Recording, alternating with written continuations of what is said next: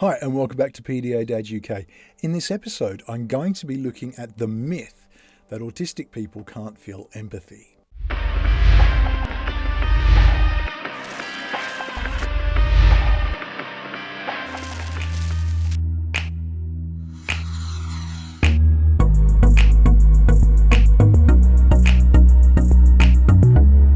As I say, welcome back to PDA Dad UK. Before we go on, do go hit like, hit subscribe, ring the bell, and you'll always know when new content's coming up.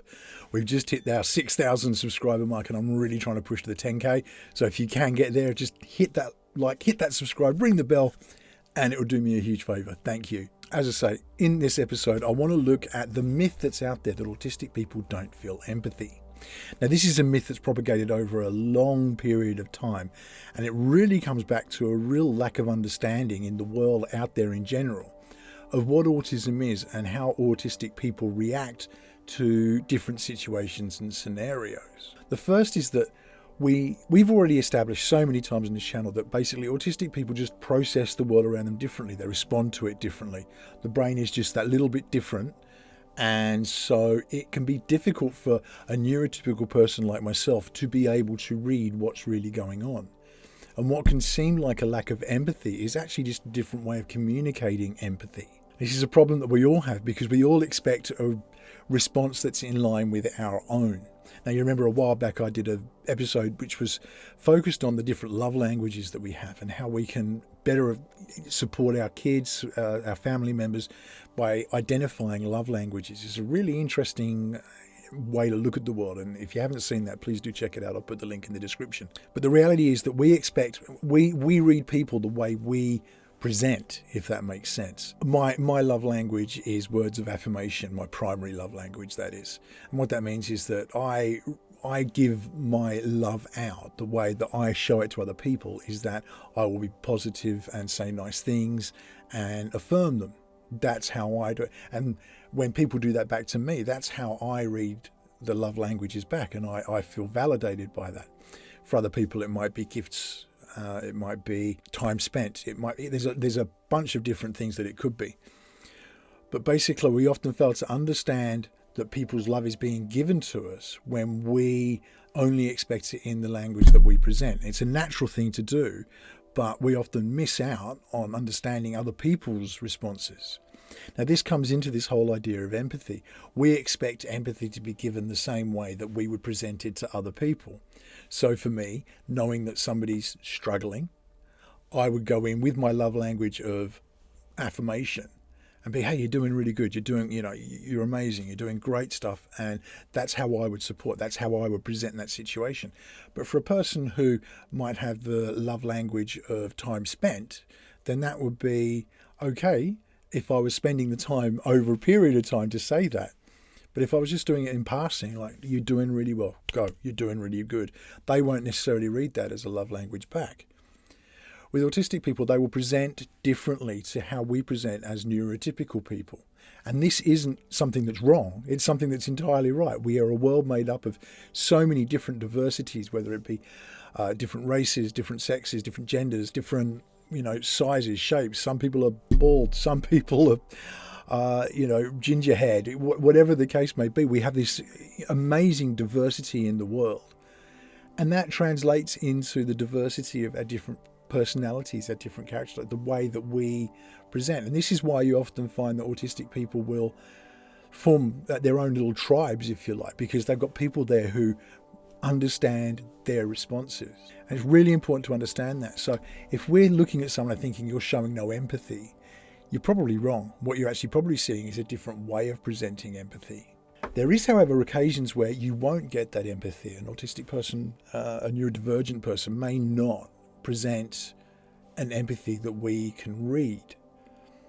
Now, the reason for this, and this is something that I've learned through the time I've spent with actually autistic people, and as I've said so many times, if you want to understand your kids, if you want to understand your family members, friends, relatives, whatever they are, who are autistic, spend time with other autistic people, ask them the questions. They'll want to help. They'll want to help you to understand and to manage your relationship with these people.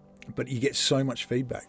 And what I've really discovered, and it's something that's come from many conversations, but it's certainly been my experience. And the more I see with my daughter, the more I recognize it. So my daughter's a very empathetic person.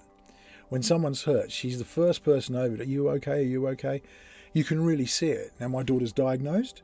She is autistic, yet she presents a very clear empathy. The problem is for her is that the empathy can become overwhelming. So we look at the whole anxiety link with autism and anxiety and the fact that they walk hand in hand.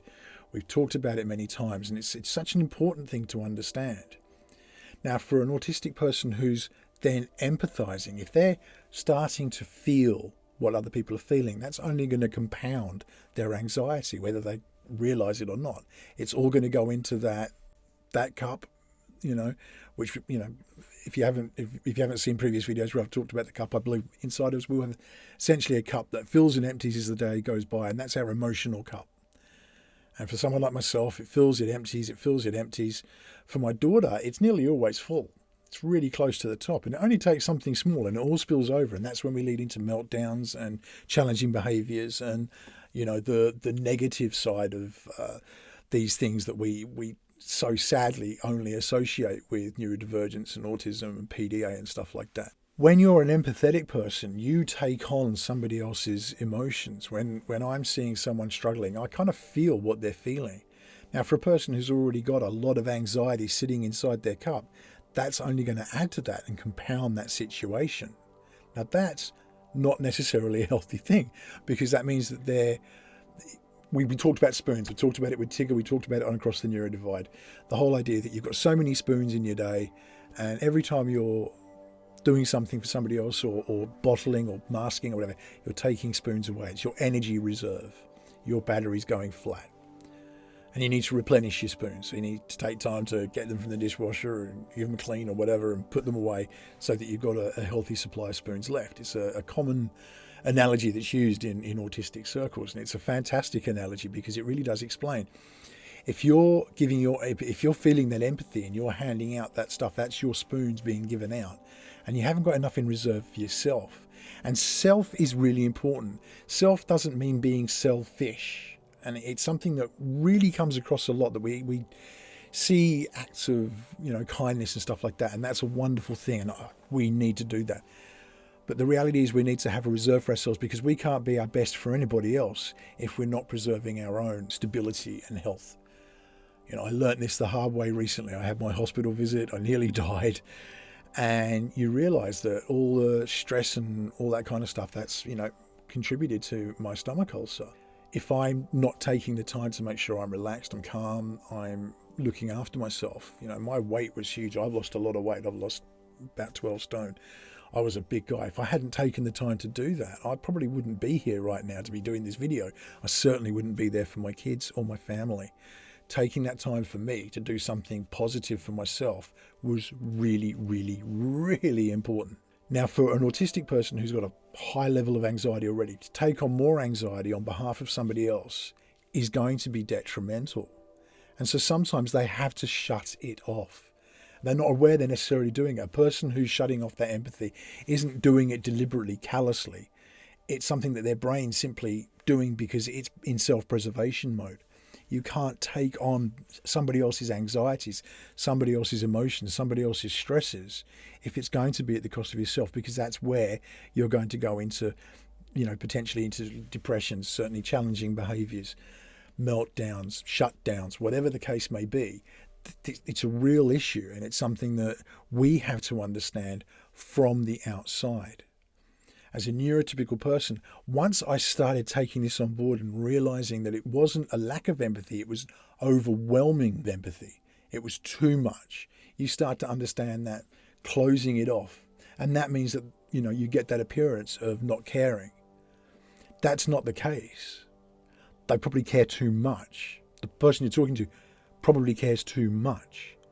And so out of a natural self-preservation, their brain's taking over and not allowing them to feel that. They have to shut it off. And I've learned this by speaking to so many autistic people who experience this. And it can be both a conscious thing and an unconscious thing. Sometimes they know they're just in a situation that I'm not going to be able to cope with this. I need to back away. That's not an unhealthy thing, and that's not being rude or callous or nasty. That is simply self-preservation. So you see, it's a myth. The idea that autistic people don't feel empathy is utter crap. And I guarantee you talk to some autistic people, they'll tell you straight, no, I feel it. I can't cope with it. It's too much sometimes. And so I have to be able to put it aside. Or, as I said before, they're simply relaying it in a different way. And I really recommend going and looking at the 5 love languages and seeing where you fit in amongst it. There's loads of online little test things you can do. The love languages came out of, it was a Christian thing. It was more about talking about relationships, husband and wife relationships, that kind of stuff. But I think you can take those principles and apply it to anybody who's out there. I started to realise how much people were showing me love just by starting to understand their love languages. And it's the same with empathy. If you want to understand what somebody's doing to relay their empathy to you, start looking at the ways in which they're reacting with their love language, and you'll probably realise they're doing it. They're just doing it in a way that's not how you're used to it being presented. It's a beautiful thing, and once you get a hold of that, it makes the world a richer place, and it's a wonderful, wonderful thing. This was basically just a short one. I just wanted to really hit that myth-busting idea that autistic people don't feel empathy. It is just not true. Just by understanding that, we can enhance our relationships and strengthen our bonds with the autistic people around us, the neurodivergent people around us. It's a wonderful, wonderful thing. And you start to see the rich tapestry that this world's made up of, with these different diversities of people in every different way. It's fantastic. That's all I wanted to say. Please do go hit like, hit subscribe, ring the bell. You'll always know when new content's coming up, and you'll really be helping me hit that 10K mark. Thank you so much. I hope you're all staying safe, and I'll see you again on the next episode.